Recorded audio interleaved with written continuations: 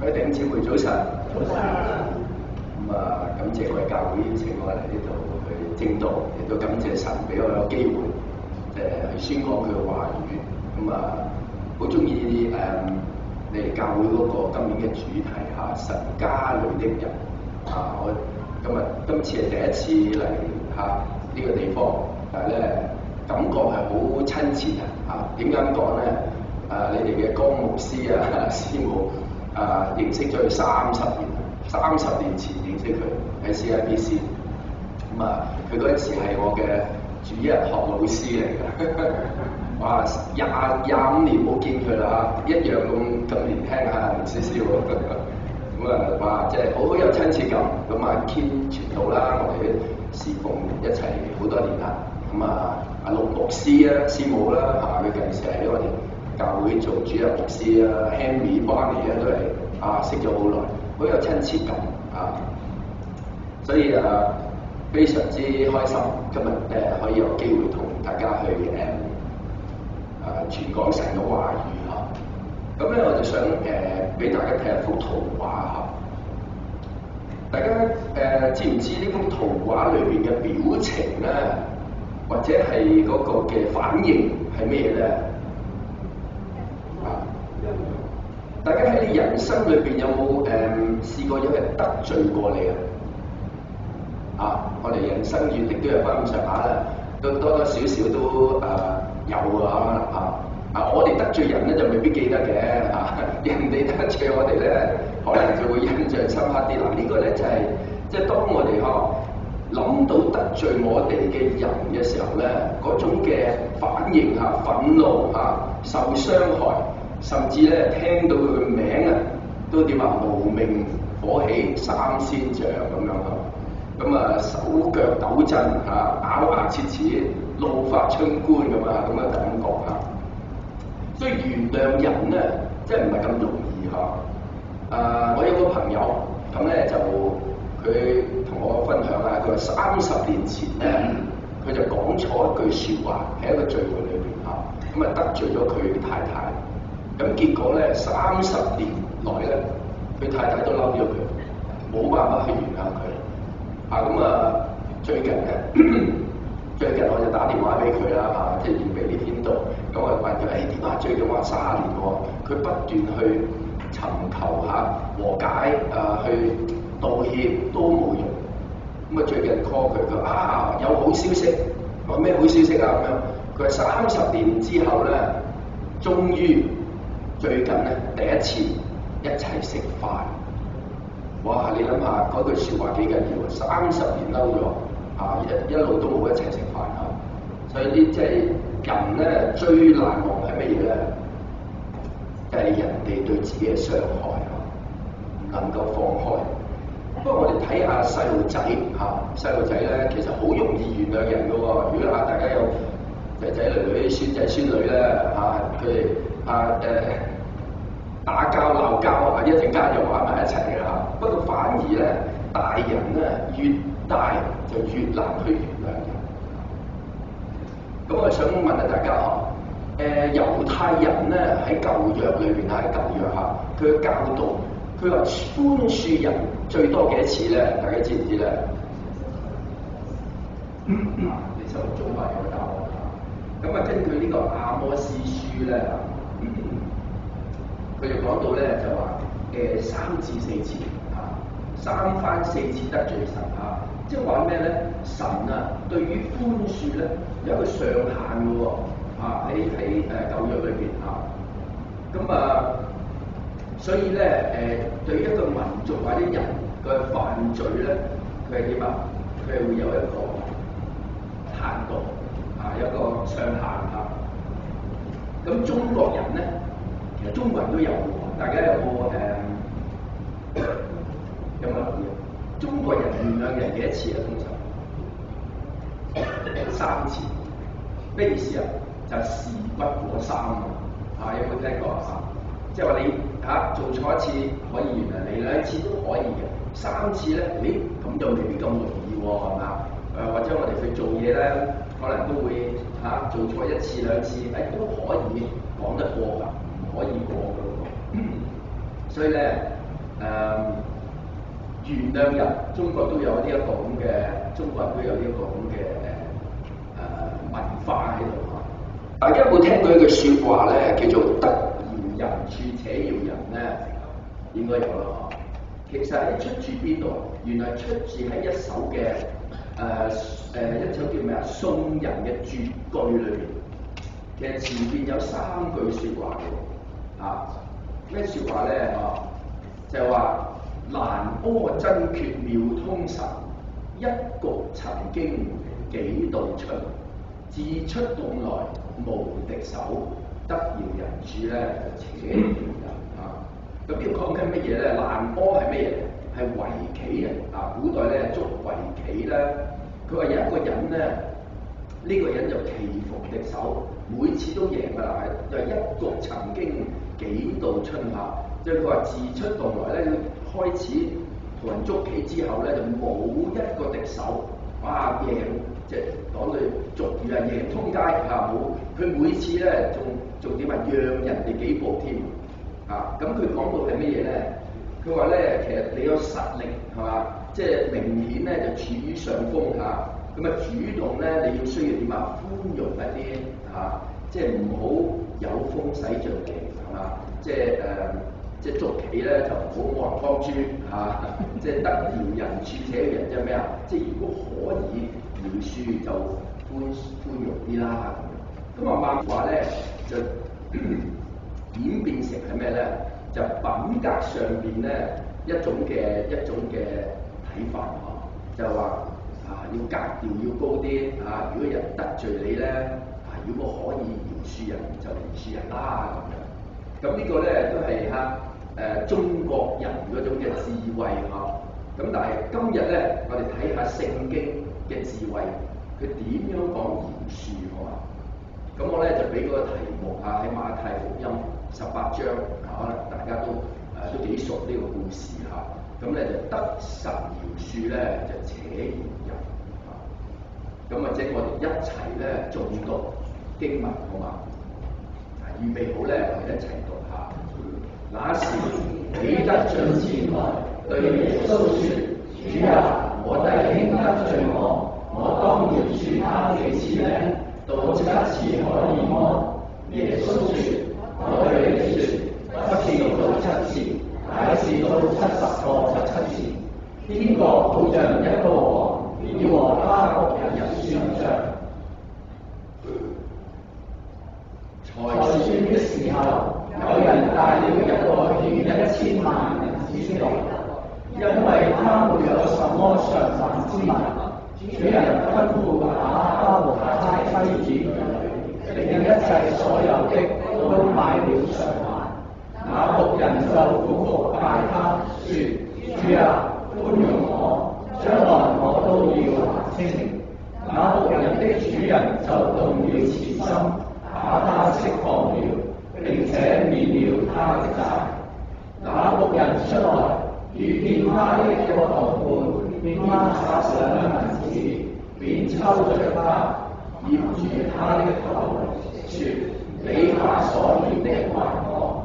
他的同伴就俯伏央求他，説：寬容我吧，將來我必還清。他不肯，竟去把他下在監裏，等他還了所欠的債。眾同伴看見他所做的事，就甚憂愁，去把這事都告訴了主人。於是主人叫了他來，對他説：你這惡奴才，你央求我就把你所欠的都免了。你不應當憐恤你的同伴，像我憐恤你麼？主人就大怒，把他交給掌權的，等他還清了所欠的債。你們各人若不從心裏饒恕你的弟兄，我天父也要這樣待你們了。讓我低頭，親愛的父神，我哋感謝你今日有我哋嘅精神體力嚟到你當中去敬拜你，願意你預備我哋嘅心去學習饒恕嘅功課，讓我哋學習乜嘢係饒恕，點解我哋要饒恕？同埋最重要嘅係，我哋點樣可以饒恕？願你嘅靈幫助我哋，讓我哋得着神嘅為我哋。而家時間恭敬交上，奉主耶穌基督嘅名祈求。咁咧，我哋就分開3部分去講下喺段經文裏邊嚇。第一就係饒恕係乜嘢咧？饒恕係講恩典，而唔係講道理。饒恕咧就係睇重神嘅憐憫，而唔係人睇自己嘅權利。饒恕係神嘅命令，而唔係人嘅選擇。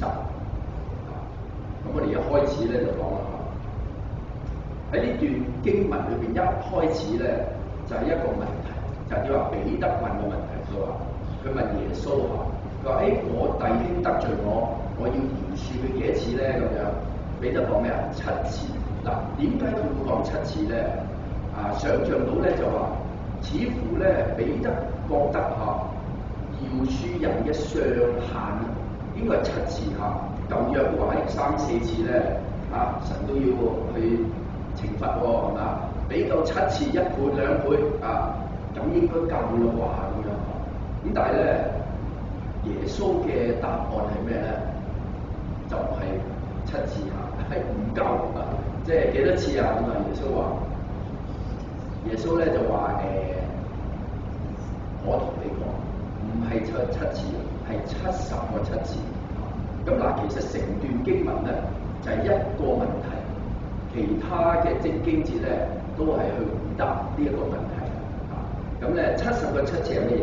咁大家知道啦，咁計下條數咧，咁一係就77次，70個7，咁77次，一係咧就7×7=49，就490次咁樣。咁但係呢度咧，我哋係咪真係數學上面咁樣嚟去計咧？咁大家如果諗清楚咧，都應該唔係。點解唔係？因為耶穌真正嘅意思咧，70個7次即係咩啊？即係無限次，好多次咁嘅意思。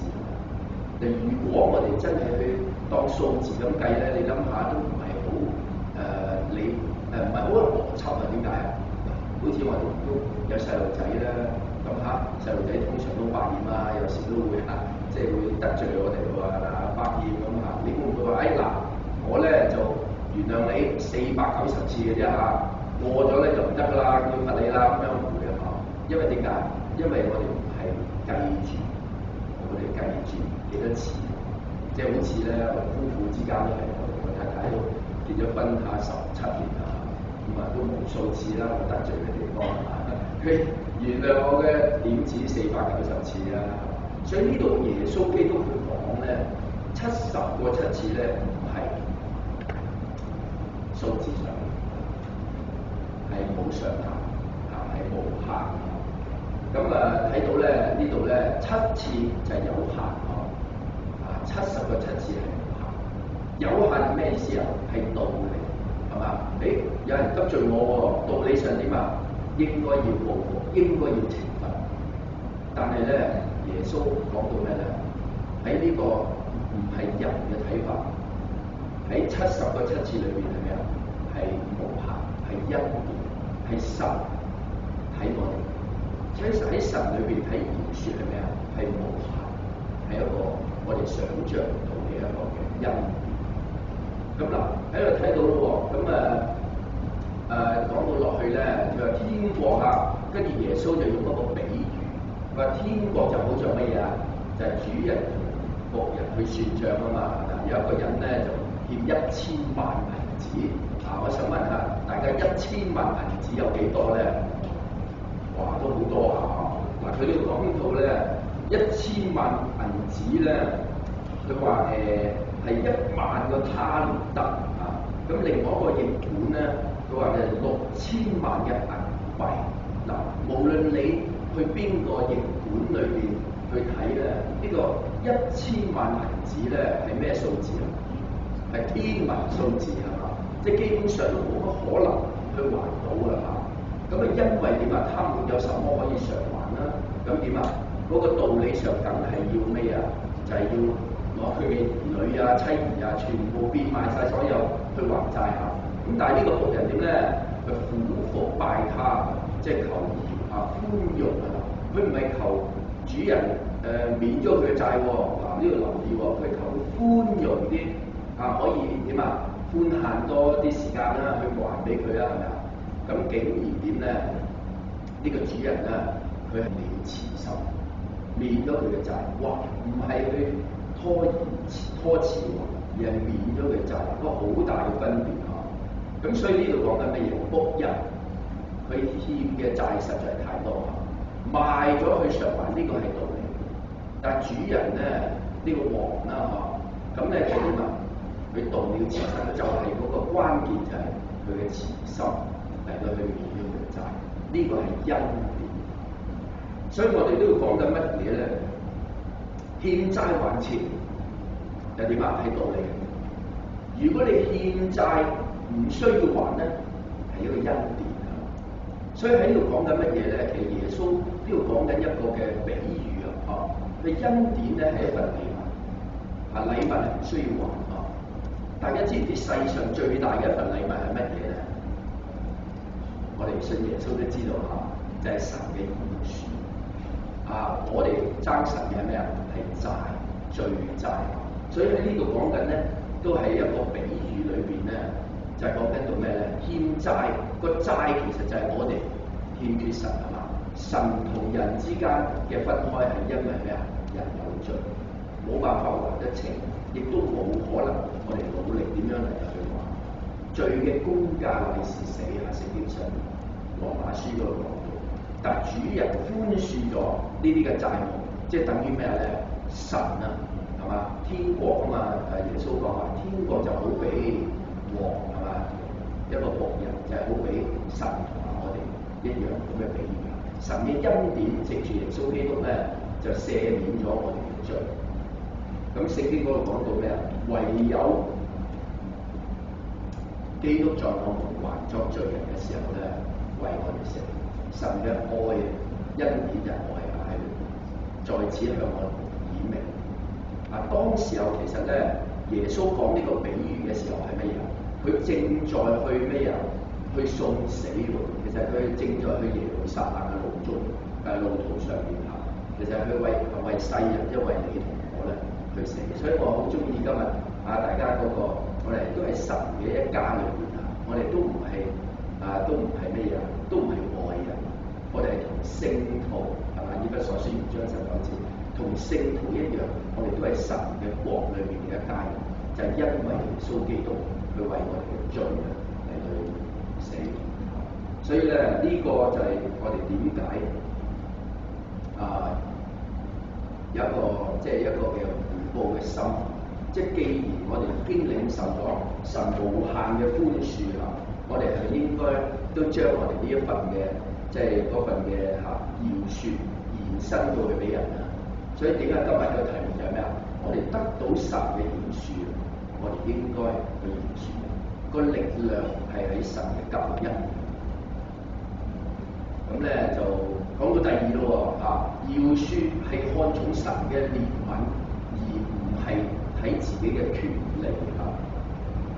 咁你講到啦，那僕人出來係嘛？跟住遇到邊個啊？遇到佢嘅爭佢自己嘅人喎。呢個人爭佢幾多錢咧？10兩銀子。咦？大家睇到話10兩銀子同1000萬兩銀子有幾大？哇！好大嘅相差啊！跟住佢嘅動作係咩啊？抽住佢，捏住佢喉嚨，即係點啊？即係稱住佢咧，跟住叉住佢喉嚨係嘛？還錢啊咁啊！即係咁樣嘅一個動作。其實呢個動作咧係好點啊？好唔俾面啊係嘛？即係好睇低人嚇。嗱，大家留意下咧，你知唔知嗰個主要嗰個字係邊一個咧？那僕人出來，咩意思啊？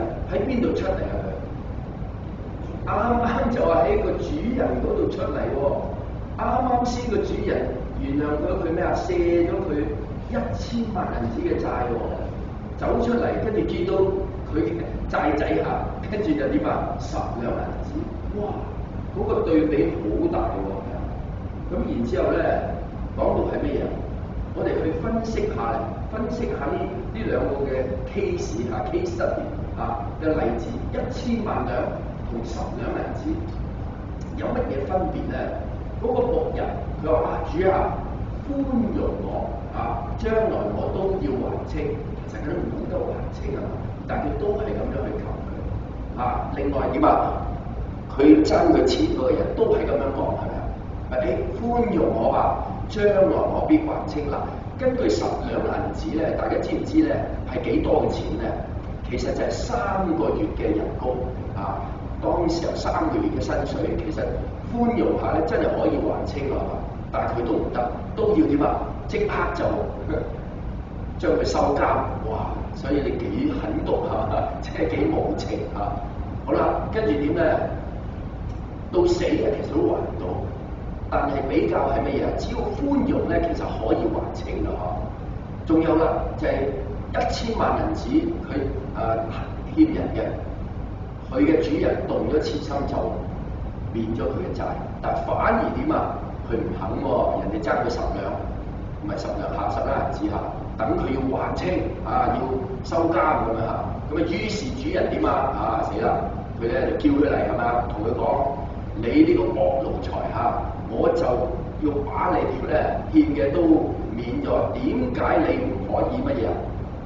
你唔係應該憐恤你嘅同伴，好似我憐恤你咁樣咩？咁樣問佢。所以其實呢個主人去赦免咗呢一個僕人嘅債嘅時候咧，係有目的嘅。佢個目的係乜嘢咧？大家知唔知？就係33節，就係乜嘢？就係應當憐恤你嘅同伴，像我憐恤你一樣。呢個就係嗰個神即係可以講下個主人個王係咁樣嘅目的。但係呢個僕人有冇點做？冇咁樣做，所以呢個先至係嗰個問題。咁你可能會問點解呢個僕人咧，即係唔能夠用同樣嘅態度去原諒佢嗰個嘅爭佢10兩銀嘅嗰個債仔啦點解咧？我哋分析下就係點解僕人唔能夠原諒別人？第一，忘恩，人咧真係好容易忘恩那僕人出嚟，頭先講過啦一出嚟都唔記得數啦，即刻可能5分鐘前、10分鐘前1個鐘前但係咧都已經唔記得咗啦。所以有一句咧好精警嘅説話佢話 God gives and forgives, man gets and forgets。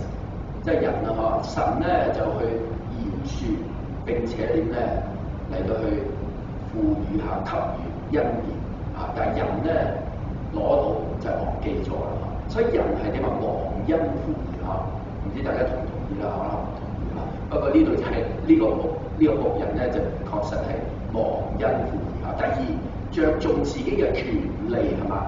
咦，人哋爭佢錢咁佢咪就係捉住呢一樣嘢啦？佢忘記咗點人哋寬恕佢嘅嘢啦，係嘛？所以我哋頭先都講過當我哋諗到邊個得罪邊個得罪我哋咧，我哋記得好清楚啦。嗰種嘅感覺咧，哇！即係好覺得不忿所以咧人哋爭我哋嘢咧，總係多過我哋爭人嘅試問下我哋有我哋得罪過邊個咧咁樣冇邊個咧咁即係唔會諗到喎着重自己嘅權利多啲第三，小看別人即係佢操住佢點頭先講過呢個動作捏住佢嘅喉嚨，要佢還錢，其實係點我對你錯，我高你低，係嘛？即係睇小人呢個就係人性我哋嘅。仲有嗰個第四佢覺得咧原諒咧就係便宜咗人冇咁着數你爭我，你一定要還翻俾我係嘛？等佢還晒所有嘅錢收佢入監咁樣原諒咧就好似係咩？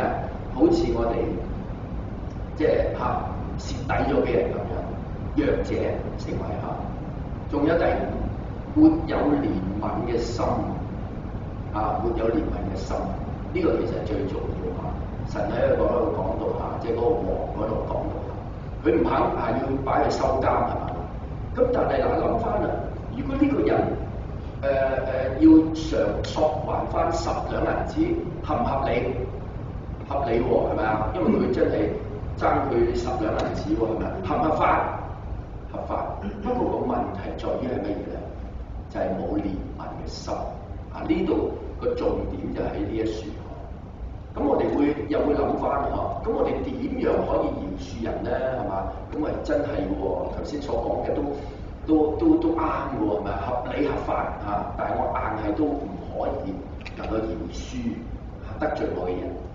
呢度我哋可以從兩方面去諗，點樣我哋可以饒恕人咧？第一就喺心裏邊，第二就係我哋嘅行動緊要 OK 行動上面嗱，第一喺心裏邊咧，我哋要明白到咧，神饒恕咗我哋，肯定比我哋饒恕其他人嘅多，同唔同意啊？哇！我哋爭神嘅幾多啊？我哋嘅罪冇辦法可以還清，係冇辦法冇可能。饒恕唔係讓佢逍遙法外，亦都唔係忘記咧被傷害嘅事情，而係饒恕係咩咧？係放棄報復嘅權利，知道審判嘅權力咧喺邊個度？喺神嗰度。嗱，呢個係心裏邊我哋要明白相信神咧終會公正咁樣處理，係嘛？喺聖經都講啦，不要自己伸冤，唔需要自己去伸冤，寧可仰報，聽憑主怒咁喺行動上點啊？實質上可以點做？就係將得罪你嘅人咧交喺禱告上面，交俾神。嗱，如果佢悔改神赦免佢，正如好似赦免我哋一樣，係嘛？但係如果佢唔悔改咧，神自然咧就會處理佢，係嘛？得唔得？我哋唔需要做嗰個法官，等神去做為自己祈禱嘅亦都點啊？因為靠住神嘅力量咧，將呢個傷痛人哋得罪我真係唔簡單喎，係嘛？都會有傷痛，將呢份傷痛擺喺神嘅面前。即係讓佢能夠去，即係等佢幫我哋醫治我哋。呢個就係喺心理上邊同埋行動上邊，我哋可以做。即係有時咧，我哋被傷害咧，都係好深啊！我想問下，如果有人傷害你27年，你覺得夠唔夠深？深有冇人聽過一個人咧叫做Nelson Mandela 佢咧中文就係納爾遜曼德拉佢咧就係非洲第一個黑人嘅總統喎咁咧佢就點啊？佢就抗爭種族隔離嘅政策佢咧就鼓吹和平鼓吹呢一個嘅即係拒絕呢一個嘅怨恨咁咧佢以呢個寬恕取代報復佢咧就領導嘅即係嗰啲嘅團隊分裂國家咧就要推動和平平等同埋要有正義咁樣咁佢有一個名句嘅，佢曾經講過咧當佢放監嘅時候，佢坐咗監27年，為咗政治上面被鬥爭咧就坐咗監27年。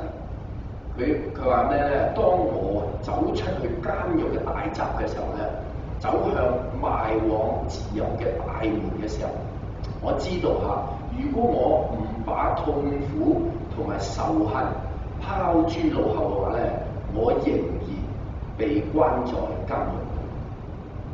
即係我哋係咩意思啊？當我哋去饒恕人咧，其實係釋放咗自己。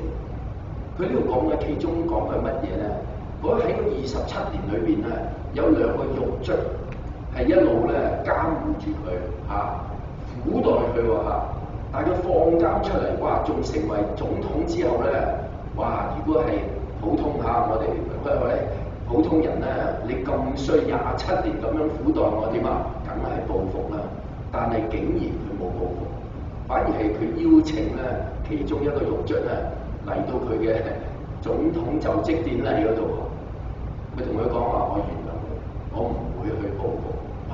呢個好嘢即係所以饒恕人係乜嘢咧？其實有人講過，饒恕人其實係饒恕自己，係嘛？因為嗰種嘅心你嘅負擔啊，嗰種嘅重擔咧，其實可以嚟到去釋放。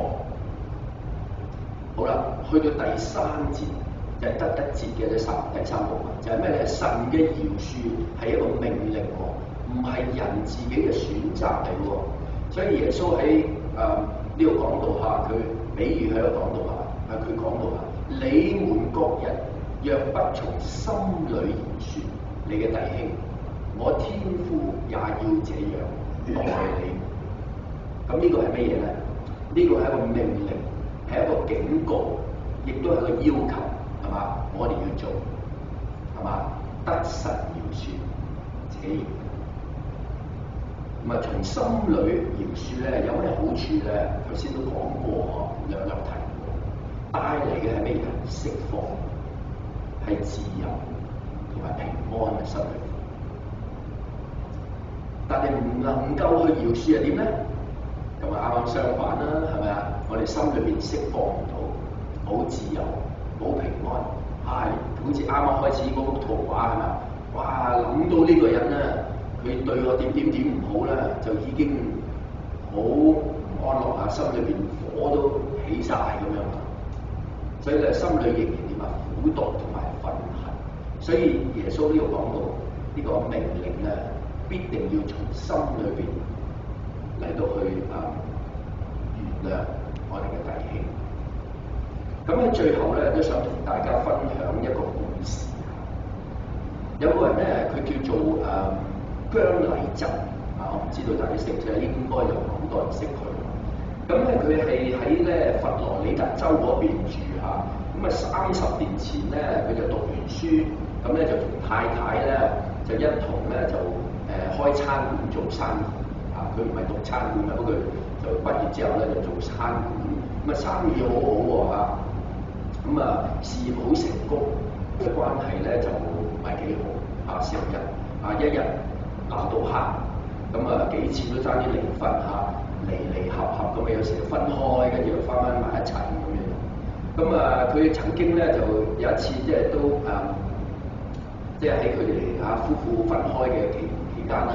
咁佢就諗到呢個人咧諗到咧就曾經喺做餐館嘅時候咧，佢借過一筆錢俾佢當時有餐館嘅大廚個大廚。咁呢個大廚咧亦都係之前喺台灣喺台灣裏邊咧一個最好嘅朋友嚟嘅嚇。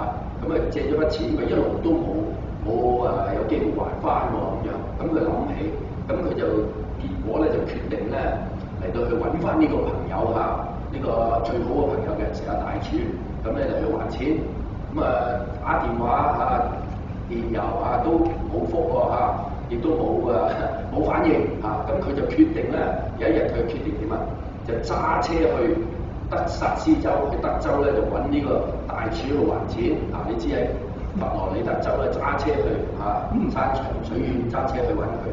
咁真係揾到喎咁揾到佢咁當然啦，講開要還錢啦，咁大家梗係爭執一輪啦初而口角，咁點繼而大鬧啦即係大家係越炒越大嘅一個情況喎。咁對方咧就走入去屋度，攞咗一個袋出嚟。大家估下袋裏邊係乜嘢咧？唔係錢要還俾佢而係一把槍。咁攞支槍出嚟。咁呢個即係姜禮震咧，佢就覺得，你攞支槍出嚟都係嚇我啫。第一，你爭我錢喎，唔係我爭你錢係嘛？第二，大家好朋友喎，諒你都唔會點樣做法。但係點知咧，呢個朋友咧，呢個大廚咧，攞起支槍對住佢嘅頭，對住佢嘅心臟，連開4槍，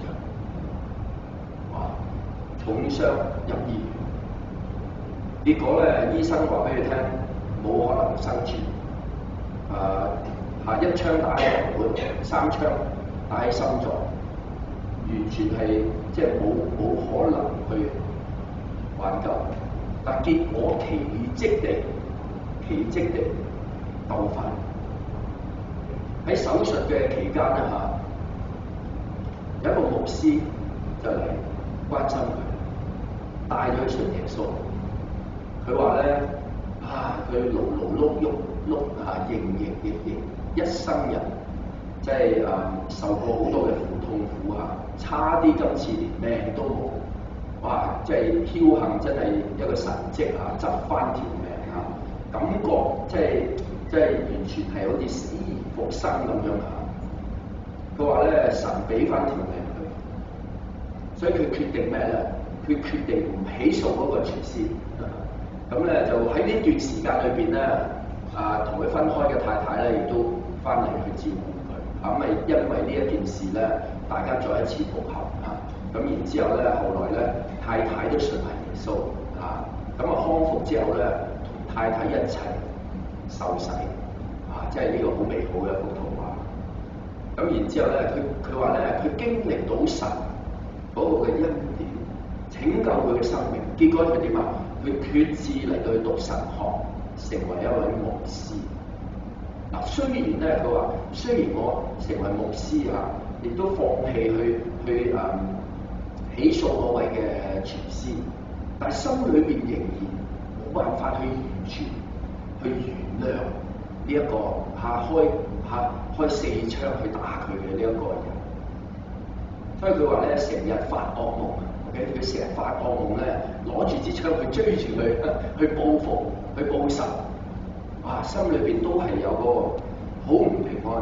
結果佢嘅牧師鼓勵佢，就將呢一個大柱咧擺喺你嘅禱告裏邊。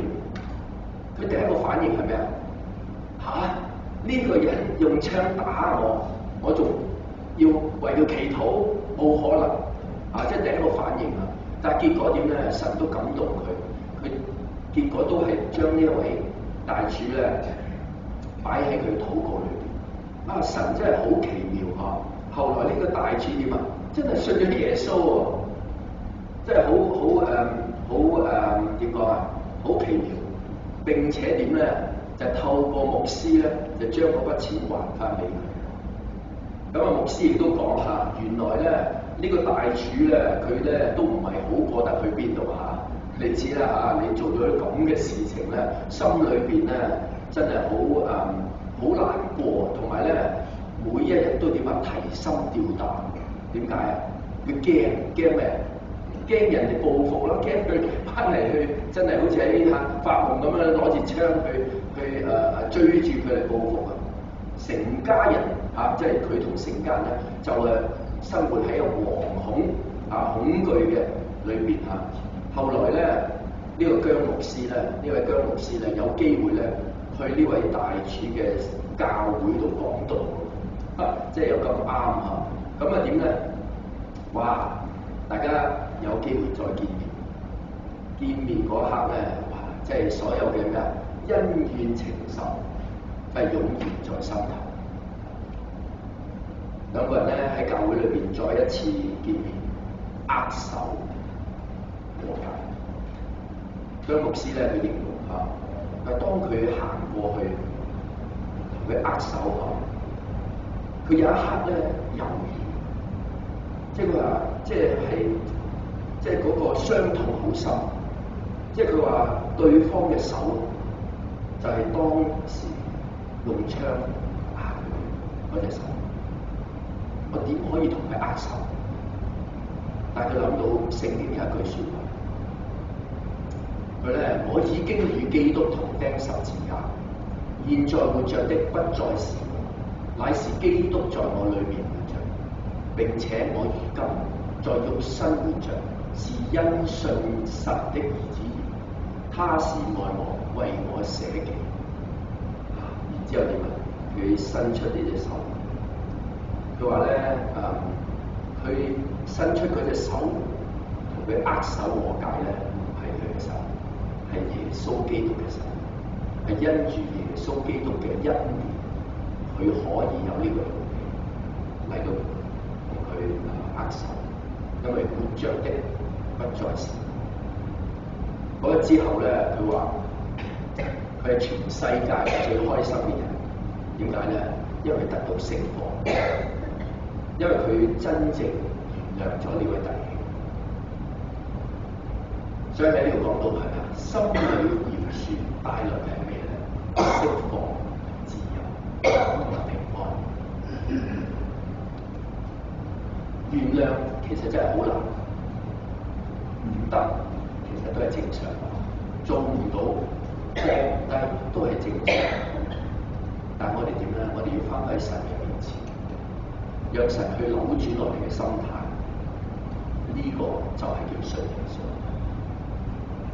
唔係我哋做得到，而係我哋信嗰位神可以做得到。